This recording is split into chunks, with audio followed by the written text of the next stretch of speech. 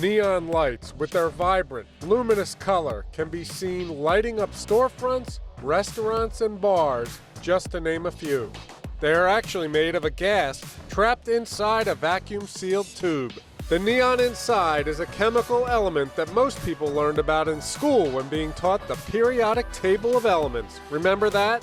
With the atomic number of 10 and the letter Ne.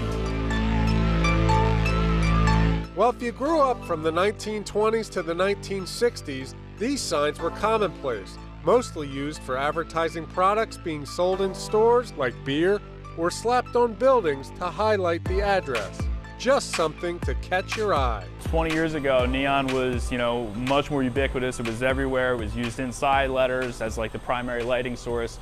LED technology came around and, just kind of cut neon out of the ball game.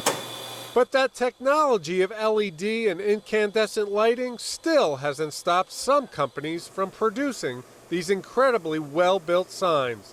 One of them is right here in Delaware County, Urban Neon. With there being just less and less people continuing the trade, we've kind of been able to position ourselves as one of the, the last, options out there for people. So what goes into making these glowing works of art? It's actually very intricate. Neon is a vacuum-formed tube of glass that's, backfilled with argon or neon gas.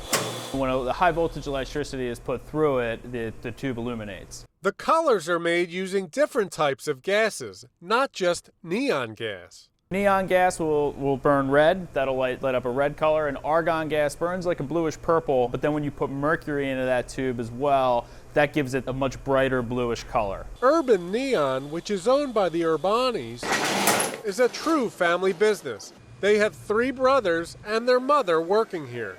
Their father, Dominic, who passed away 2 years ago, started the company out of his garage in the early 90s. He started out doing wholesale neon, working for, making neon and selling directly to larger sign companies. I started working here in 2015, and every day after work, we'd come back here and he'd show me stuff, and he was really happy to have somebody that wanted to learn this awesome trade. Having Dom take me on as an apprentice was a dream come true.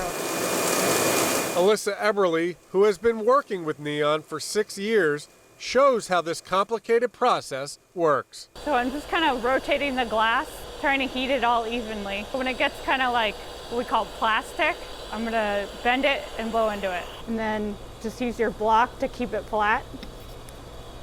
And then pull it off the table.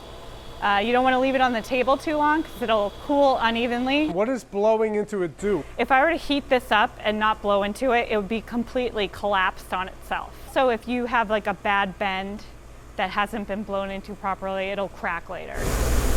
Once you get the section formed to where you like it, then the piece gets taken to where it will get its color, which can be a really difficult and dangerous procedure. Just preparing this piece to get pumped, which is the processing part, where we're going to heat it up, create a vacuum, and then fill it with gas. Hopefully, if it all goes right, it should be a nice red color. Their work can actually be seen all over the region, especially here in Philadelphia.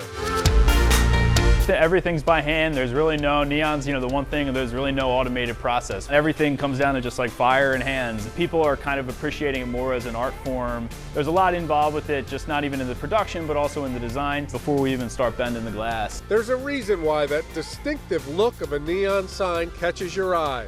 It draws you in, but the process takes an artist to craft the beautiful designs you see.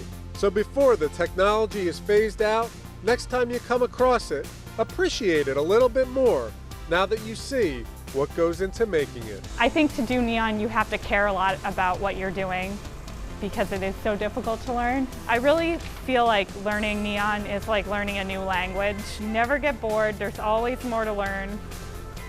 A new way to do something. I think anytime it goes really well, that's my new favorite one. The longevity of neon is in that there's stuff up from the 30s still, I mean, this stuff lasts forever.